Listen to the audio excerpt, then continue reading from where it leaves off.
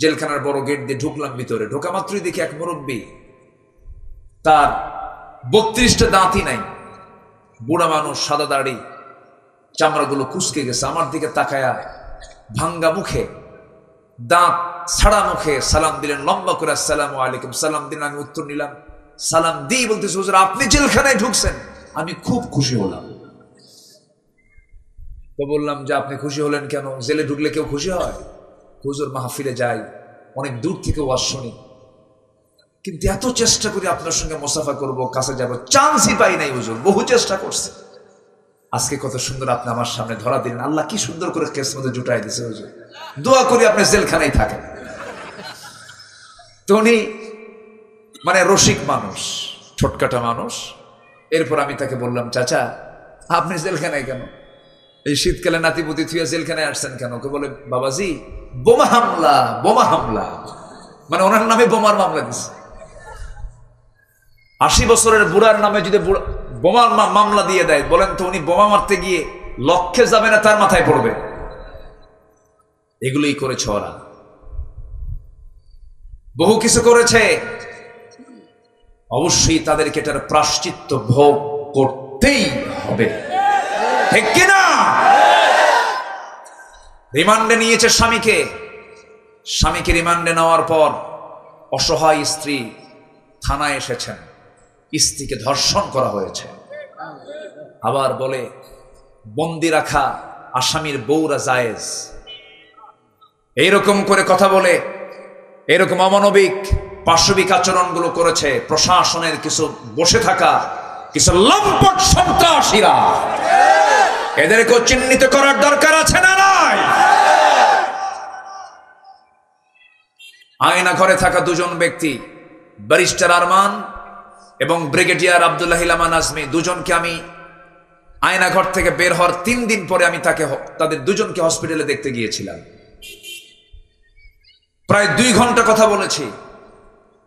শুধু বললেন যে আমরা এক একটা বিকাল পার করতাম আর ভাবতাম মনে হয় আগামীকালের বিকাল আমাদের কপালের জুটবে না।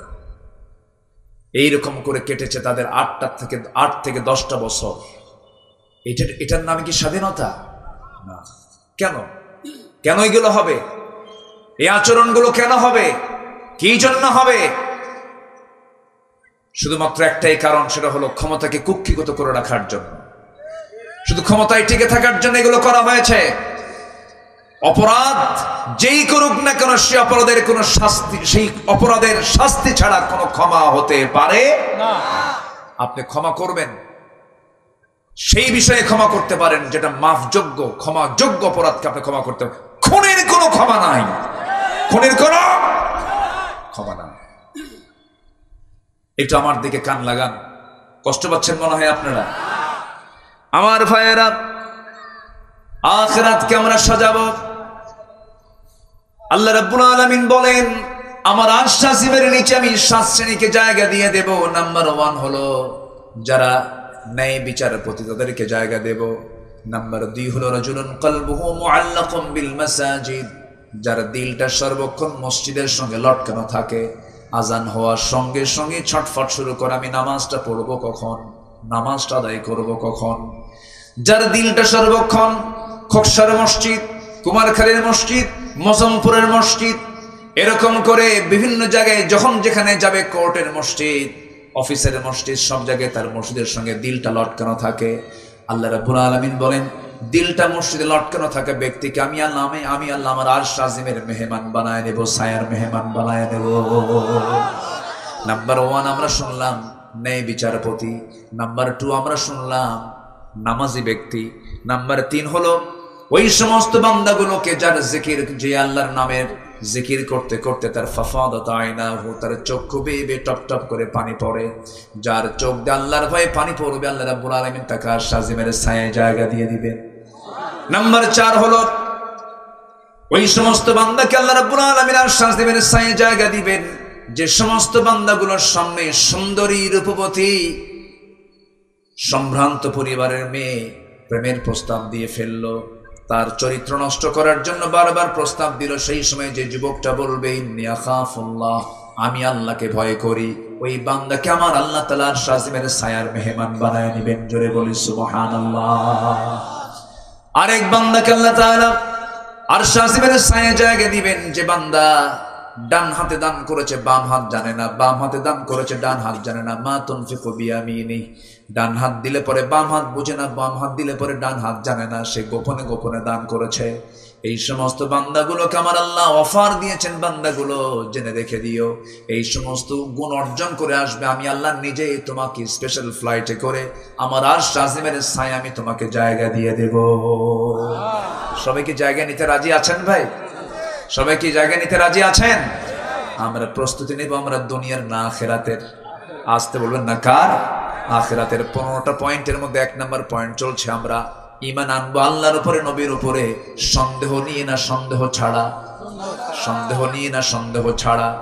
আল্লাহ রাব্বুল আলামিন সূরা হুজরাতের 15 নম্বর আয়াতে বলছেন, ইন্নামাল মুমিনুনা আল্লাযীনা আমানু বিল্লাহি ওয়া রাসূলিহি সুম্মা লাম ইয়ারতাবু ওয়া জাহাদু বিআমওয়ালিহিম ওয়া আনফুসিহিম ফি সাবিলিল্লাহ উলাইকা হুমুস সাদিকুন। জোরে বলুন আল্লাহু আকবার।